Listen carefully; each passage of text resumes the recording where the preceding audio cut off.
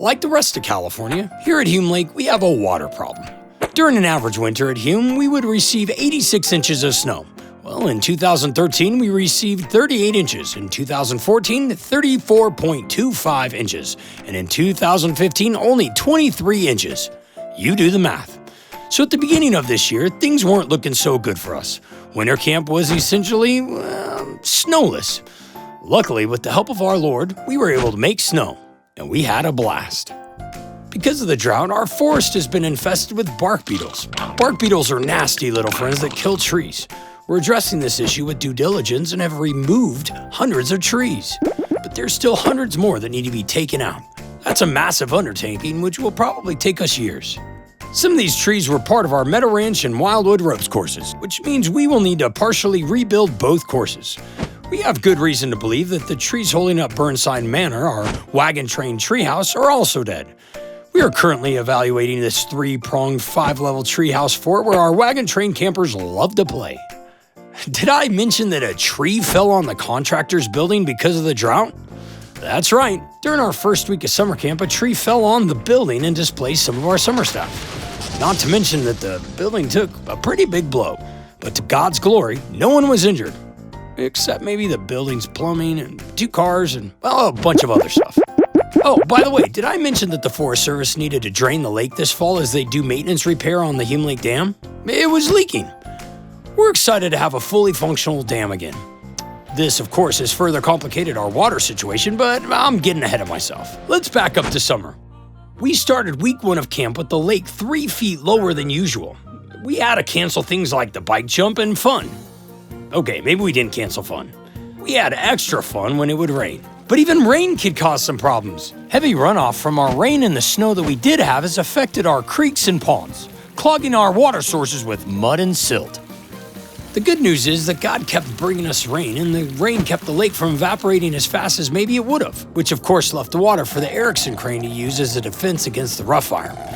The drought left a dry landscape of tinder ready to ignite at the first strike of lightning. After our last week of camp, the majority of Hume staff and all the surrounding areas were evacuated for 5 weeks while the fire consumed a little over 151,000 acres. That's a lot.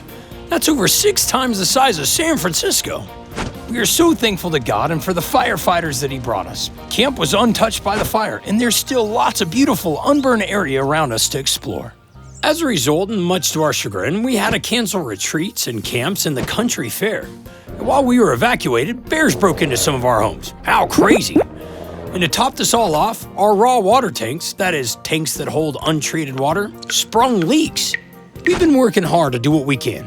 In addition to personal water conservation like collecting buckets of water in our shower, our diligent utilities team has laid 3,500 feet of pipe, drilled 2 wells, added a pump to the Meadow Ranch pond, installed infrastructure to creatively manage watershed in camp, and with your help, built a new 750,000-gallon potable water storage tank to service the north side of camp. But we still haven't yet fully funded this project. Despite our best efforts, we're still in great need of water. As we approach 2016, we're hoping for an epic snowfall. Because water is essential to running camp and, well, living. We're not out of the woods yet, but we continue to serve the God who created them. He remains sufficient and in control. 2015 so far has been an incredible journey. On the one hand, we've had thousands of people who made spiritual decisions, and it's been phenomenal. But as you just saw, this year it's been crazy. We've had challenge upon challenge. And yet we are so thankful to God for so many people who surrounded this ministry in prayer and even support financially.